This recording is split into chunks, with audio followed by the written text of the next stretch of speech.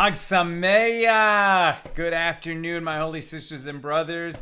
We're having our AT Daily today at noon, not the regular Sunday time, because Sukkot comes in tonight. Hag Sameach! May you have a joyful festival of Sukkot. Let's light up the darkness. For anyone confused, Sukkot, kind of more modern Hebrew, more of a Sephardic pronunciation. Sukkot, kind of Ashkenaz, traditional Northern European pronunciation as, sort of, there was an immigration of Jews to America, the community that is more going to yeshivas, traditional Judaism, and has this more kind of traditional, what's called Ashkenaz pronunciation. That doesn't really have anything to do so much with whether your prayers are Nusach Ashkenaz or Nusach Sfard or Nusach Sephardi, which is a whole bunch of nuances that we don't need to go into today. Suffice it to say that some people in the Jewish world will say Sukkot, and some people will say Sukkot, and they're talking about the same holiday that begins tonight. How's everybody doing? It's great to be learning with you on a Sunday with Sukkot coming in. Who is with us on a Sunday? Paul in the Great Northwest, and the other Paula in Chicago, John in Maine, Bella in Florida, Melissa in Great Neck, Anderson in Marietta, Georgia, Chris in the Ozark Mountains of Missouri, Bill in Missouri, Paula wishing a sweet holiday to Nina too. Bell in Texas. Bella has her sukkah up, I'm thinking. Yitzhak in Minnesota. Karen in Northern California. Deborah in Minnesota. Welcome everybody. Lynn in North Texas. Marjorie in Georgia. Okay, today's our penultimate class before I have to go on hiatus. So we're learning today, then we're off Monday and Tuesday because it's the first 2 days of the Sukkot holiday. Then on Wednesday, we'll have our class. I want to teach it in the Sukkah. And that's going to be the last one before the hiatus I've been talking about for a few days. Even longer, because I am directing a movie that Nina and I wrote. The working title is Guns and Moses. It's a murder mystery thriller where a rabbi has to step into the role of detective. It's very much a commercial thriller intended for theatrical release. Things are coming together beautifully. Not announcing cast yet, but the crew that we're working with, I think, is the best we've ever had. Wonderful people. We've been scouting locations, and as we move into pre-production, the job of the director, it's just crazy, right? I'm getting pulled in all different directions. It will go quickly from 12 hours a day to 16 hours a day to 18 hours a day. But that's just high quality problem that the director is pulled in so many directions, but it's just impossible to teach my class during that period. So we'll go on hiatus. Wednesday will be that final class before the hiatus, and we'll probably resume in January. But I expect you to keep up your daf, keep reading, stay on the schedule, keep with the page. And we've created this forum, a special Facebook group for people in the AT Daily class, where you can discuss with each other what's going on. And Nina will hopefully put the link to that group in the comments, and we'll share it on the Facebook page as well. But I've already seen, and what's going on in the discussion in the comments during these classes, how much you learn from each other, as it should be. And this will be, a kind of nice private place. It'll be a private group. But anyone from this class who wants to join can join, of course, and it'll be a place for you guys to discuss with each other, and I'll chime in when I can. There we go. Nina just put up the link to the AT Daily discussion group, and that is a Facebook group. Okay, today's episode of AT Daily is sponsored by Susan Rose Goldman, who says, I would love to honor Cantor Paul Dorman for his teaching me Hebrew with appropriate chanting, displaying infinite patience and loving kindness. I am certainly a work in progress. What a beautiful dedication. May Cantor Paul Dorman be blessed in all his ways, he and all his loved ones. And Susan, may you and all your loved ones, you and Joel especially, and all your family be blessed in all your ways. We say amen, and I thank you again for coming to visit when I was sitting Shiva for my mom. We say amen. Also dedicating today's class to the memory and for the elevation of Babette Bat Yoel. Okay, let's get into it. So this is Daf Tzadi Hey, page 95. This will be Mishna here in Tractate Kesubos, the 15th volume of the Talmud. We'll be doing Mishnah number 5, and this is the final Mishnah of chapter 10. With this Mishnah today and this page, we will close chapter 10 of Tractate Kesubos. And then when we resume together, we'll open chapter 11 on Wednesday at 6 p.m. Pacific. All right, Mishnah number 5 here in chapter 10. In a case of one who was married to 2 women, ancient times, a man could have 2 wives, and he sold his field, and the wife whom he married first wrote to the purchaser, I do not have any legal dealings or involvement with you, meaning I release my claims to the field. And then the second wife, who did not relinquish her claim to repossess this property. Why does a wife have a lien on property that the husband is selling to a purchaser? Because as we've seen so many times, a wife enters a marriage with a ketubah. In the ketubah, the husband promises to pay at least 100 dinars if she was a divorcee or a widow entering the marriage, 200 dinars if she was a virgin entering her marriage, and the ketubah might have promised her much more than that, whatever the 2 families negotiated. And the wife has an absolute first priority lien, like a mortgage, on all of the assets of the husband, so that if he divorces her or he dies first, leaving her a widow, and if there are insufficient assets in the estate or in his possession if he divorces her to pay her ketubah, but previously he had some assets like a field that he sold to some purchaser, so he didn't have a right to sell that field in the sense that he should have told his purchaser that if he has insufficient assets to pay his wife's ketubah at the time of divorce or that he dies, she can repossess that field in order to pay her ketubah. Here we're talking about a man who had 2 wives, and one of the wives relinquished her rights, made a formal statement to that purchaser, I will not chase after that field and repossess it in case my ketubah can't be paid. But she had a co-wife. There was another wife. And we've seen that brothers and business partners can act as each other's agents in a legal matter. But do co-wives act as each other's agents? No, they do not, because they're not parties to the same agreement. They have separate ketubahs.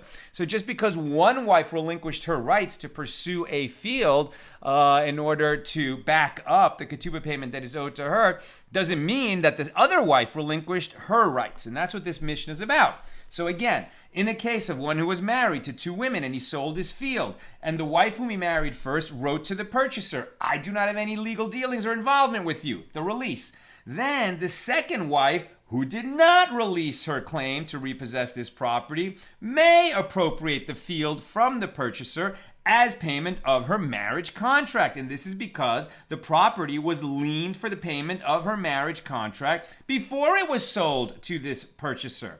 Then, after the second wife has repossessed the field in order to pay her ketubah, look at this. The first wife can appropriate the field from the second as payment for her marriage contract, since her marriage contract predates that of the second wife, right? We saw yesterday and the day before that when a man dies, leaving multiple wives, the wife who has the earlier marriage contract gets paid first, right? If there's insufficient assets to pay the ketubahs of both women, then the wife with the earlier ketubah goes first and gets paid first. even though in this situation, the earlier wife relinquished her rights to go pursue this field that her husband sold to a purchaser. The second wife didn't. So when this man dies and he leaves insufficient assets, the second wife can go and repossess that field from the purchaser. And then the first wife can say to the second wife, okay, well, my ketubah predates yours. I might have relinquished my rights vis-a-vis that purchaser, but I didn't release my rights vis-a-vis you. My ketubah is earlier than yours, so you seize the field from the purchaser. I seize the field from you so that I can get paid my ketubah. And can you guess what the next step is in the chain? Well, then the purchaser comes back and says, whoa, whoa, whoa. Now that you've got the field again, first wife, you relinquished your rights vis-a-vis me, the purchaser, so I'm going to seize that field from you, right? The purchaser can then appropriate the field from the first wife due to the fact that she relinquished her rights vis-a-vis the purchaser. And they continue to do this cycle, Khalila, until they agree on a compromise between them. And so too with regard to a creditor, and so too with regard to a female creditor. This is fascinating. The sages created a situation where the legal rights create an endless loop, where these three people, first wife, second wife, purchaser, can keep seizing the field from each other. Because of that endless loop, it brings them to the table, and they have to work out some kind of a compromise. Whether they work it out themselves, or it's arbitration, or they go before a judge and the judge says, I am the judge and I can use my discretion, or they split it evenly between them. They're going to have to find some kind of a solution because they have this cycle of mortgage rights, as it were. That's Mishnah number 5. Here's the Gemara. The Gemara asks, and if the first wife wrote to him, what of it? Isn't it, meaning to the purchaser, isn't it taught in a baraisa, one who says to another, for example, if a field is jointly owned and one partner says to the other partner, I have no legal dealings or involvement with regard to this field, or I have no connection to it, or I have withdrawn from it. He has said nothing, as such declarations have no legal validity. And the Gemara answers with, what are we dealing here? It is a case where the purchaser acquired it from her possession by performing an act of acquisition in order to validate her relinquishing the field, in which case her statement is legally valid. It wasn't just, at the time that the purchaser purchased the field from the husband, that she made this oral declaration, okay, I have no dealings with that field, I won't be chasing rights of it. But rather that there was a formal legal proceeding in which the purchaser of the field got the first wife to say, I hereby cede any rights that I had in this field. And if ever my husband, should divorce me or predecease me and I need payment of my ketubah, I will not chase that payment by trying to repossess that field. It was a formal proceeding in which she did that. So the Gemara asks, and if they acquired it from her, what of it? Right? Okay, so this purchaser, working with the husband, got this legal declaration from the first wife, the earlier wife, to say she will not chase her rights into that field. What of it? That formal legal proceeding has no legal significance. According to who? Why would we say that? Let the woman say afterward, I made that statement only to please my husband, as I saw that he wished to sell the field, and I did not want to quarrel with him, but I did not mean it seriously. Is that how you get out of a contract? Well, it was an emotional time for me, and I really didn't want to enter the contract. I just did so to please my husband, but I didn't mean it. Yes, I signed on the dotted line, but I didn't mean it. Is this really going to work? Now, didn't we learn in a Mishna in Gittin 55b, if one purchased property from a man, even if he later went back and purchased rights to that property from the man's wife, the transaction is nullified. Apparently, the wife can say, I did it only to please my husband, but did not mean it, and that claim is accepted.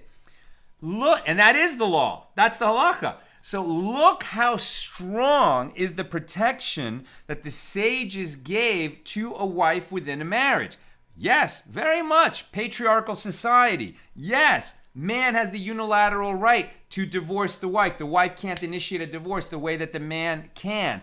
But the strength of a ketubah, that she, if he divorces her or predeceases her, is going to get paid is so strong that even if she said on paper, I cede my rights to this field that my husband had and he sold to this purchaser, and then later there's no money to pay the ketubah, it doesn't matter that she said that. She can go and repossess that field. Rabbi Zera said that Rav Chisda said, this is not difficult. This Mishnah here is in accordance with the opinion of Rabbi Meir, and that Mishnah in Tractate Gittin is in accordance with the opinion of Rabbi Yehuda. Meaning, it's not difficult because in our Mishnah that we're studying now, the fact that she gave away those rights is meaningful to the extent that when they go through that cycle, the second wife, she didn't give away her rights. So at the time of getting her paid her ketubah, she can seize the field. Then the first wife can seize the field from the second wife because she has an earlier ketubah. And then the purchaser can come in and seize it from the first wife because she did relinquish her rights. And that relinquishing of her rights has legal significance. How do we square that with this other Mishnah in Tractate Gittin where a wife cannot relinquish her rights? How do we square those two things? Right? So this is where Rabbi Zera says in the name of Rav Chisda, La Kasha, this is not difficult. The Mishnah here is in accordance with the opinion of Rabbi Meir, and the Mishnah in Tractate Gittin is in accordance with the opinion of Rabbi Yehuda. So let's see where Rabbi Meir and Rabbi Yehuda differ, that we can have two such different outcomes on seemingly the same question. As it is taught in a baraisa, in a case where a husband wrote a bill of sale to one purchaser, but his wife did not sign it for him because she did not agree to the sale, and later he sold a different property to a second purchaser, and this time his wife signed the bill of sale for him. The law is that she has lost the settlement promised to her in her marriage contract in the event that the husband is left without property from which she can collect. And this is the statement of Rabbi Meir. According to Rabbi Meir, not only is the wife unable to sue the second purchaser after she signed his deed, but she cannot sue the first buyer either, since he can say to her, when I purchased the field, I left you a field from which you could have collected, and you brought this loss upon yourself. Right? Let's back up. What happened? The husband had two fields and one wife. And he sold the first field, and the wife did not agree to it, right? So she retained her rights to go pursue that field. Then later, he went to sue, the husband sold the second field. And at that time, the wife said, okay, I agree. I will not pursue my rights in that second field in order to back up my ketubah. The husband dies. There's not enough money left in the estate. She can't pursue the second field because she relinquished her rights in it. But the first field, she never gave up her rights. And then that purchaser can say, well, you didn't give up your rights, but your husband made a valid sale for me. And at that time, you had another field that you could pursue. And that's why I bought the field even without you relinquishing your rights, because you had another field to pursue.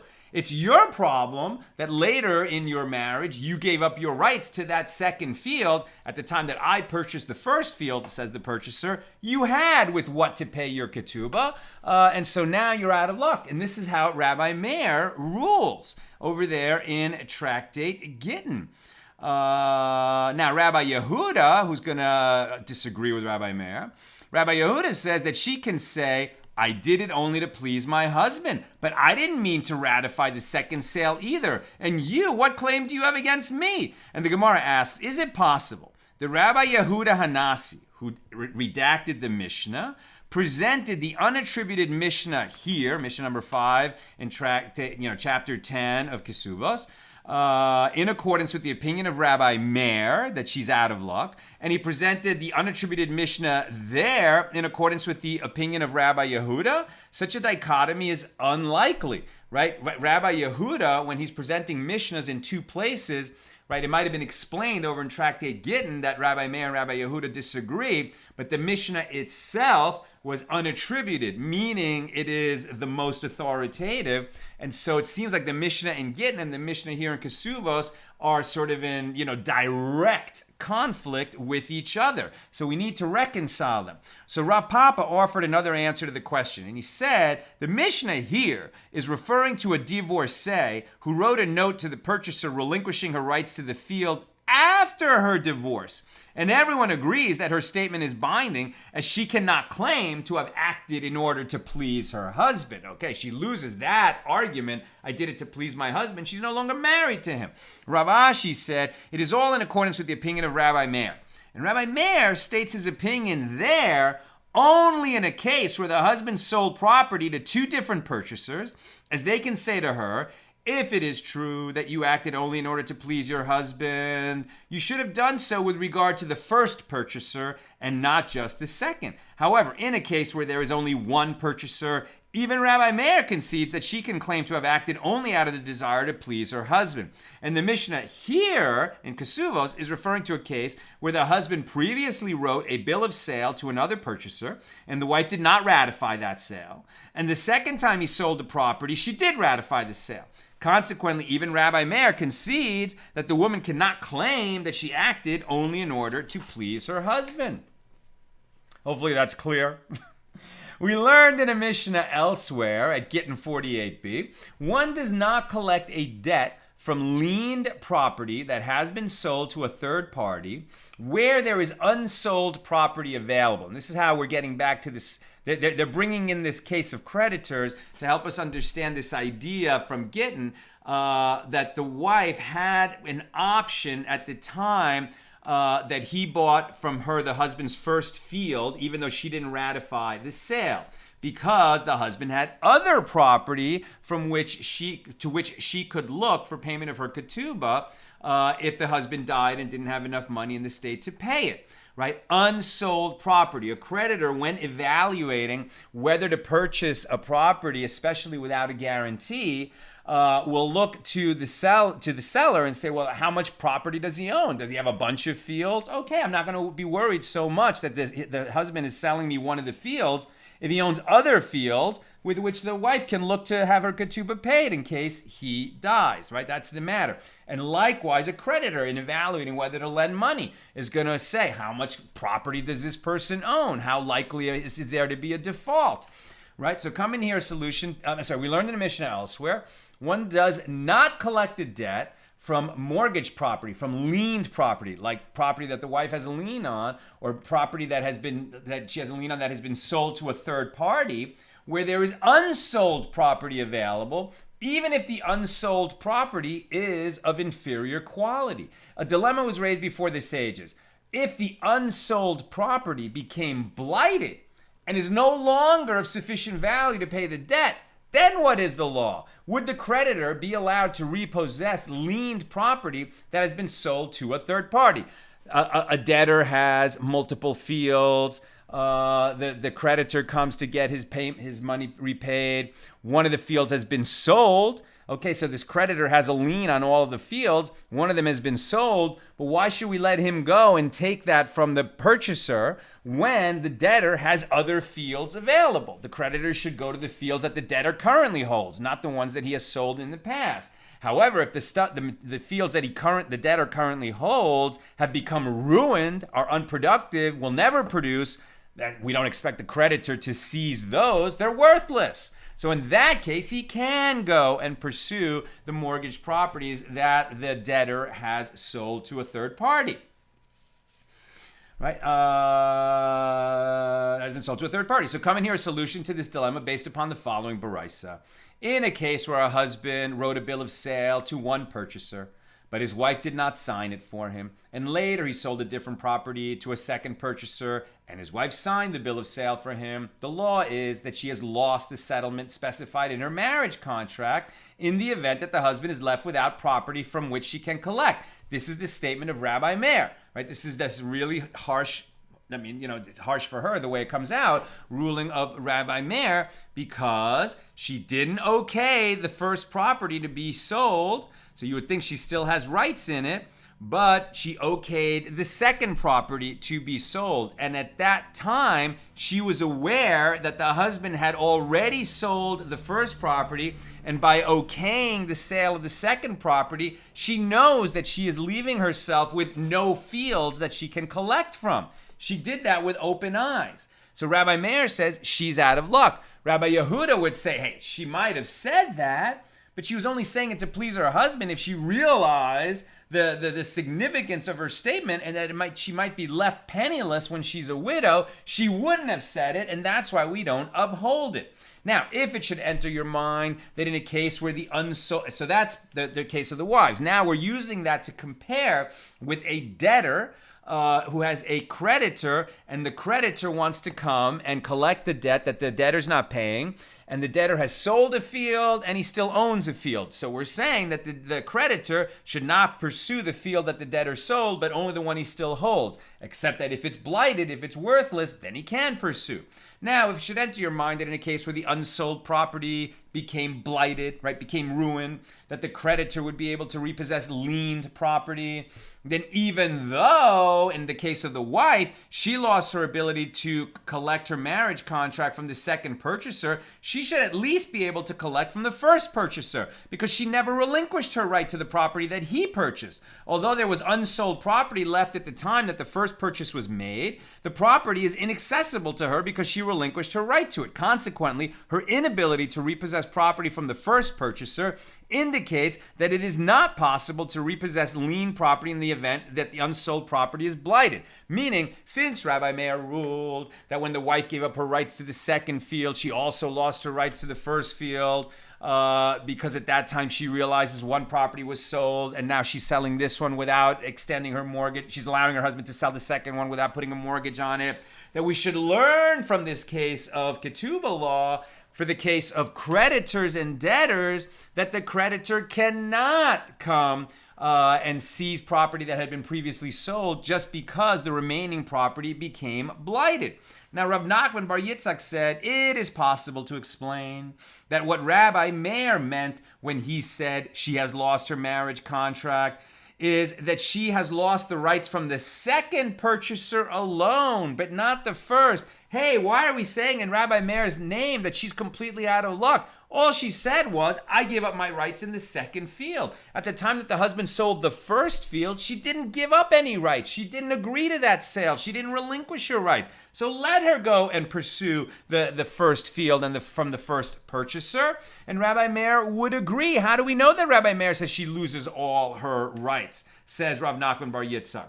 Rava said, there are two responses with which your statement, Rav Nachman, the son of Yitzchak, can be rejected.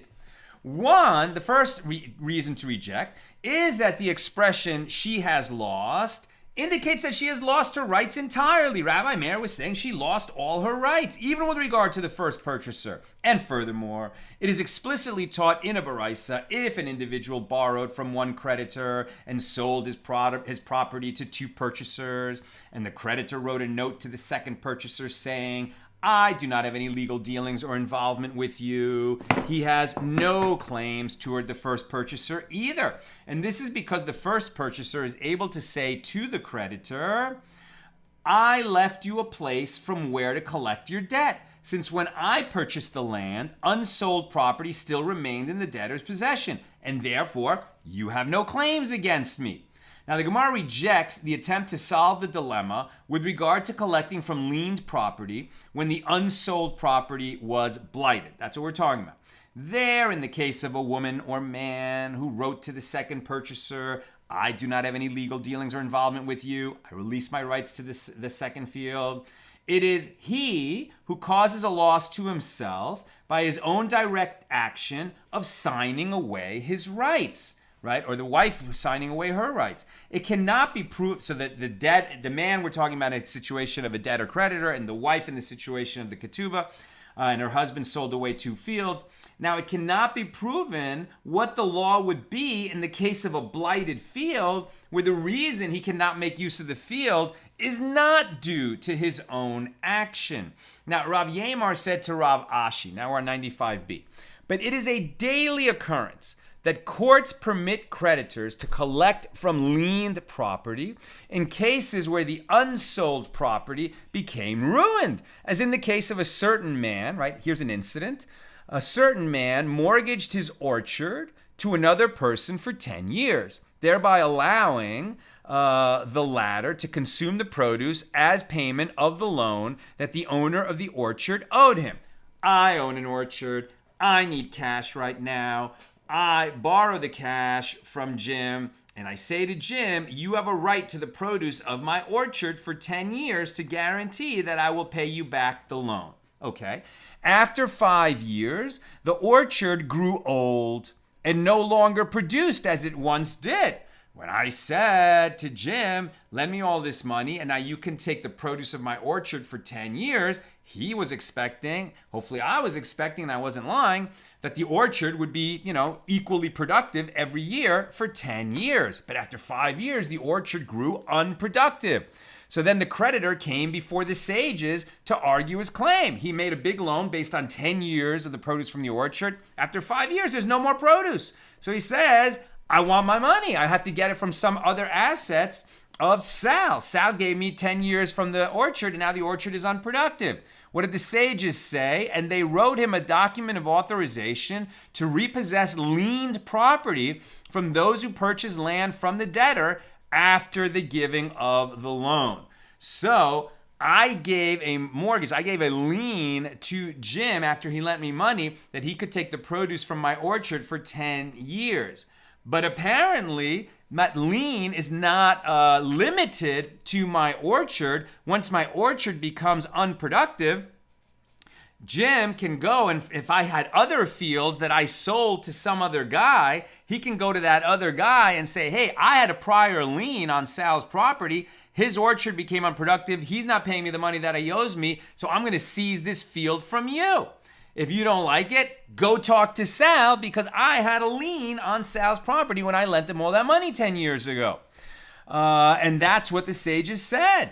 Now the Gemara answers, there too it was they, the purchasers, who brought this loss upon themselves since they know that an orchard tends to age. Meaning the purchasers of my field who bought them after Jim had lent me money and taken a mortgage on my orchard to take produce from it for 10 years, when they bought a field from me, needed to do due diligence and find out what all of my business dealings were. And when they found out that I had taken a loan from Jim, guaranteed by my orchard for 10 years, they needed to understand that my orchard might not last 10 years. And so there was a chance that Jim could come after other properties that I sold after he made me the loan, including that field that I sold to this purchaser, and then he might come after them. They should have known that and either not bought the field or realized that there was a risk that could happen. Maybe got a guarantee from me against that, but they now need to deal with it. They can't say they didn't know because they should have known.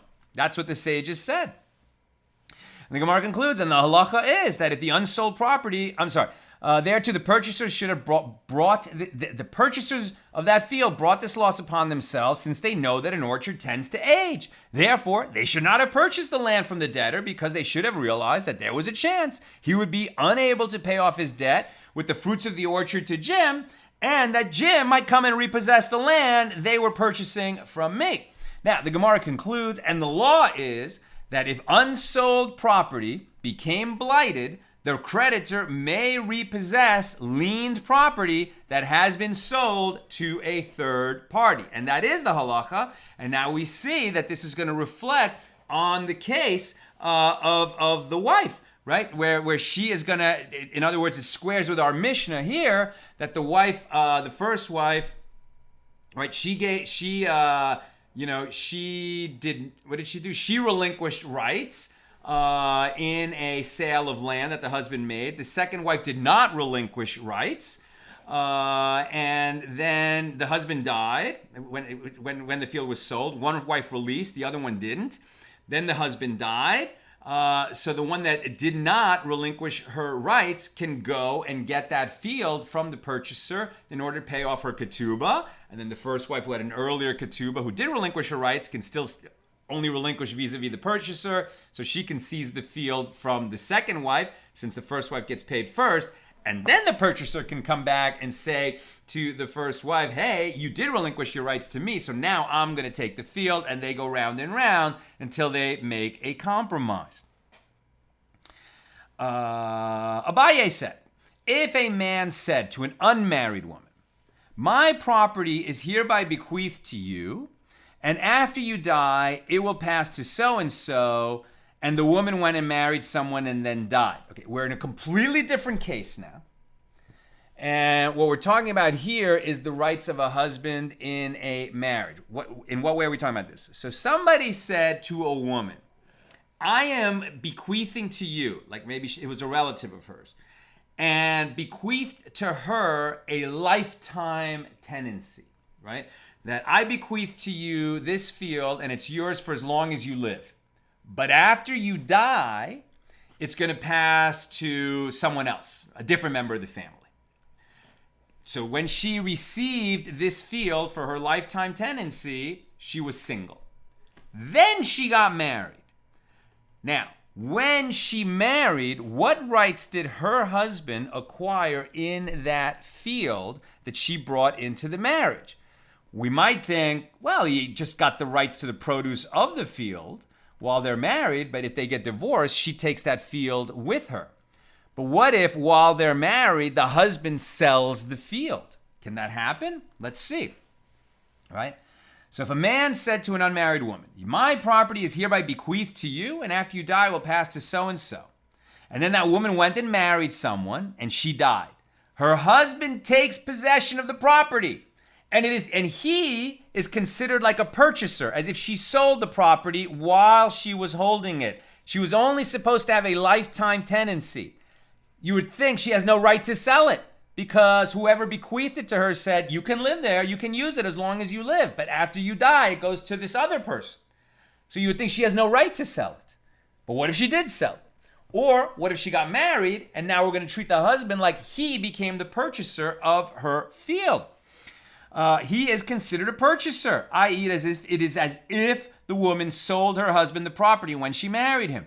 And the individual that the man had designated to receive the property after the woman finishes her lifetime tenancy because she dies, the one who was supposed to get it after she dies is going to receive nothing because she married while she was holding it, and then it passed to her husband, right? So the intent of the original giftor, let's say her uncle who was going to give it to her for life, and then it was supposed to pass to some other family member, his intent will not be realized because he gave it to her for life, but then she got married and it passed to her husband. So the one who is supposed to inherit after hers gets nothing. And this is because during the time that the property belongs to the woman, it is hers completely. And all transactions she performs are considered valid. Consequently, her husband, who is considered a purchaser, may keep the property after her death. And that other intended heir who is supposed to receive it after her is out of luck. Now the Gemara asks, in accordance with whose opinion did Abaye make this ruling? And the Gemara answers, in accordance with the opinion of this Tana, this rabbi of the Mishnaic period, as it is taught in a Baraisa, a teaching contemporaneous with the Mishnas of the Mishnaic period, as it is taught in a Baraisa, that if one says, my property is hereby bequeathed to you, and after you die, it will pass to so-and-so, and the first beneficiary entered, i.e. took possession of the field, and sold it, right? You gave somebody a lifetime tenancy, but they sold it while it was theirs. Then the second beneficiary has the right to repossess that property from the purchasers upon the death of the first beneficiary. This is the statement of Rabbi Yehuda Hanasi. That makes much more sense. The one who received the lifetime tenancy, okay, she can go and sell that field. But what is she selling? She's selling that which she owns. What does she own? A right to be there for life. So, if she sells it to a third party, what has she sold? A right to use that field for as long as this person lives. And when this person dies, no matter what it was sold or who it was sold to, the one who was intended to receive the field after the death of the first beneficiary can go and seize it from any purchaser, because what the first beneficiary sold was only the lifetime tenancy, since that is all he owned. And that is the statement of Rabbi Yehuda Hanasi, who holds that the first beneficiary had the right to use the property, but not to permanently transfer it to someone else. Rabban Shimon ben Gamliel says the second beneficiary has a claim only to that which the first beneficiary left in his possession and did not transfer to anyone else. And Abaye ruled in accordance with the opinion of Rabban Shimon ben Gamliel, meaning she should not have sold it because it was a beneficiary supposed to inherit after her. But if she did sell it, well, she's the one who screwed the next beneficiary when she made that sale, and the purchaser of that property holds on to it, and the second beneficiary out of luck. The Gemara asks, and did Abaye actually say this? Didn't Abaye himself say, who is a wily, wicked person? One who gives his fellow advice to sell his property in accordance with the ruling of Rabban Shimon ben Gamliel in order to prevent the second beneficiary from taking possession of the property. So it sounds like Abaye was saying, if you do this, or if you advise someone to do this, right? If you have a friend who is the beneficiary, the inheritor of a lifetime tenancy in a property, and after he dies, it's going to pass to another intended beneficiary, right? The second heir in line. And if you advise the first heir to sell the property during his lifetime, then you are a wily, wicked person, because evidently it's going to work, right? The reason you're wily and wicked is because that first beneficiary sells it, gets a bunch of money, and the second intended beneficiary is completely out of luck. It legally works, but it is immoral, right? Because it is not what the original giver, the original bequeather, intended. He intended that that first beneficiary get the use of it for life, and then it should pass to the second beneficiary. We're going to frustrate the intent of the original bequeather, but it's going to work. And that's why Abaye is saying that one who gives such advice, or presumably one who does this, is a wily, wicked person. The Gemara answers, did he say, presumably Abaye, did he say that the woman should be advised to marry in order to deprive the second beneficiary? Abaye said his ruling with regard to a case where the woman married because it is the way of the world that a woman gets married. She did not do this in order to deprive the second heir of his property. It is merely a consequence of the fact that she did get married, that her properties ended up in her husband's possession. So now we're making a distinction. One who inherits a property that is meant to be a lifetime tenancy, and then it's going to go to someone else, and he sells it, or somebody advises him to sell it and just get the money, and the second inheritor is out of luck. This is a wily, wicked action. But a woman who inherits for a lifetime tenancy and then gets married and her husband is treated like a purchaser, she didn't do anything wrong. She's not wily and wicked. It is the way of women to get married. So she didn't do anything wrong, and we wouldn't say that she did something wrong, but evidently we do hold that this husband acts like a purchaser and he gets the field and the second inheritor is out of luck. And the original bequeather, when he gave it to a young unmarried woman, should have realized that she might get married, and then what he was giving to the second beneficiary was really only in the case that the woman lived in it for life and didn't get married. Then it would pass to the second inheritor, but there was no guarantee that it would go to the second inheritor. So the Gemara presents another statement of Abaye with regard to this subject. And Abaye said, if one says to a married woman, my property is hereby bequeathed to you, and after you die, it will pass to so-and-so, and she sold the property, and she subsequently died, the husband can repossess the property from the purchasers, because he himself is considered a purchaser. He is the first purchaser in line, and is therefore entitled to repossess the property from other purchasers. And if the individual originally designated to receive the property after you, i.e. after the woman, can repossess the property from the possession of the husband, since he had the right to receive the property after the woman. And then the purchaser may repossess it from the possession of the individual designated to receive it after you, since he purchased it from the first beneficiary, i.e. the woman. And finally, the property is established in the possession of the purchaser. Another kind of a cycle. But this one is a little different, right? Somebody bequeathed property to the woman, lifetime, tenancy, and then it was supposed to pass to someone else after she died. But It's not that just her husband took it because he married her. Rather, she herself sold the property and then she died. Now the husband can come and repossess it from the purchaser because, hey, she didn't have a right to sell you that property. I had a lien on it. As her husband, I'm considered the first purchaser, so I can take it from you. But then the individual who was designated to receive the property after her can say, well, husband, you might have received it as the purchaser, but I have a prior right than you because I was originally designated to receive it after her death. So now that you got it back, I'm going to take it from you. And then the purchaser comes in and says to that second beneficiary, whoa, she sold it to me, so now I'm going to take it from you. And the Gemara asks, in what way is this case different from that which we learned in our Mishnah? They continue to do so according to this cycle until they agree on a compromise between them.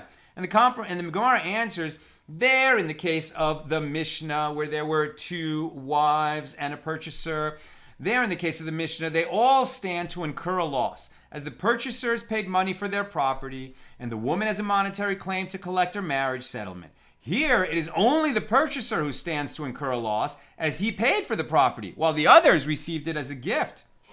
Rafram went and stated this law before Rav Ashi, and then asked him, did Abaye actually say this? Didn't Abaye say, if a man said to a woman, my property is hereby bequeathed to you, and after you die will pass to so-and-so, and the woman went and married someone, her husband is considered a purchaser, and the individual that the man had designated to receive the property after you, i.e. after the woman dies, receives nothing in a case where there is a husband.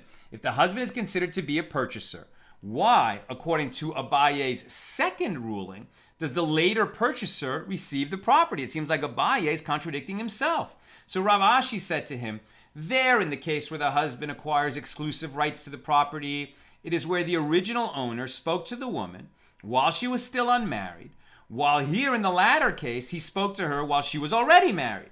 And what he is saying to her by making this statement, even though she is already married and her husband is her heir, is that the individual designated to receive the property after you shall acquire the property, and your husband shall not acquire it. Consequently, the husband does not attain rights to the property. I'm almost done. If you have questions or comments, please get them in now. The Mishnah taught, and so too with regard to a creditor, and so too with regard to a female creditor. What was this little add-on at the end of the Mishnah? And the Gemara explains this phrase based upon what was taught in a Baraisa. The Baraisa said, and so too in a case where one owes 100 dinars to a creditor, and he sells property worth 50 dinars each to two purchasers. If the creditor waives his right to repossess the property from the second purchaser, he can still repossess property from the first purchaser. The first purchaser can then repossess from the second purchaser. The creditor can repossess that property from the first purchaser, and the second purchaser can reclaim it from the creditor. And this cycle continues until they reach a compromise. And so too in the case of a female creditor, i.e. a woman who seeks to collect her marriage contract from her husband's estate, and two purchasers who purchase this property from him, they can create this cycle of seizure and possession until they make a compromise. All right, and that concludes our discussion of Chapter 10 here in Tractate Kesubos. And when we come together again on Wednesday night at 6 p.m. Pacific, we'll open Chapter 11, and that's going to be the last class before I go on hiatus, as I've explained before. We're going into pre-production and production on our new movie that Nina and I wrote and I'm directing, and I'm not going to be able to teach the class during that period. So on Wednesday we'll have a class, God willing, from the Sukkah, and then we'll start the hiatus and we'll resume probably in January. But in the meantime, Nina has shared a link here in the comments on the Facebook page, the AT Daily Discussion Forum, so that I hope people will continue to read their page every day and you can discuss with and learn from each other. Okay, let's check comments or questions on Kesubos 95. Joseph. This tractate quotes Gittin sometimes. I'm assuming by this we can know these tractates were put together around the same time. Yeah. I mean, and remember also that when we're quoting in the Gemara, the Mishnah has already been completely put together, right? So Yehuda Hanasi, Rebbe, redacted the Mishnah, took that series of oral teachings that were Mishnayos, right, Mishnahs, and took the most authoritative of them and compiled it and wrote it down and called that the Mishnah, right? It's compiled of Mishnahs, plural, but as a whole, capital M, the Mishnah. And that was done around the year 200. And now the rabbis of the Talmud, right, the Tanaim are the rabbis of the Mishnaic period, the Amoraim are the rabbis of the Talmudic period, and they're the ones who are functioning, right, basically between the years 200 and 500 of the Common Era, and they're creating a commentary on the Mishnah, and that is the Gemara. So at the time that they're discussing the Gemara, absolutely the whole Mishnah is complete, and they could be, talking about different Mishnahs from different tractates. Sharon, the logic that the wife assumed a second property would be available does not necessarily hold up if the wife thought that there was alternative funds, e.g. gold, jewelry, etc. Absolutely. And this is why now we see that for matters of ketubah payments, real property is considered infinitely superior to movable property. Because movable property comes and goes, easy in, easy out. So she might have thought that the husband had a whole bunch of money in the strong box, but he had a gambling problem, and when he dies, the strong box is empty, right? At least if there were fields that was being worked on behalf of her family, I mean, maybe the guy mortgaged them, but she had a much keener sense that those fields are still part of the estate. But you can also see why, in such a male-dominated society, the sages would say that, well, even if she agreed to relinquish her rights in a field when her husband sold it, that she didn't relinquish, and she could just say, I was just trying to be agreeable to my husband. I didn't realize that I was going to be left penniless at the time of his death. And that's why her mortgage on those properties survives even her relinquishing of those rights, at least according to some of these opinions. All right, that's what we've got for today. May you all be blessed with such a beautiful Sukkot. Sukkot, by the way, most universal of the holidays, even though it seems very in group in the sense that the Torah says, you shall dwell in booths, the sukkah, for 7 days, which these days is mostly meant that we eat our meals in the sukkah. Some people actually sleep in the sukkah, but at least we eat our meals there because we, the Jews, were wandering around in the desert for those 40 years and living in booths.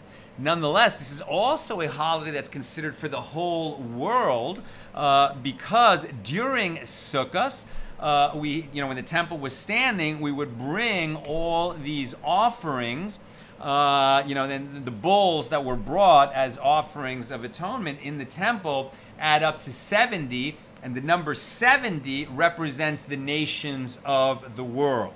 Right? So it's like the Jews were making a ritual and a worshiping and a celebration in Jerusalem, not only on behalf of the Jewish people, but on behalf of all the people of the world. May we all be blessed to enjoy this coming week of Sukkot. May we feel God's blessings raining down in our lives. May we develop proper gratitude for all the blessings in our lives. May we come closer to those we love and they to us. And I wish you, my sisters and brothers,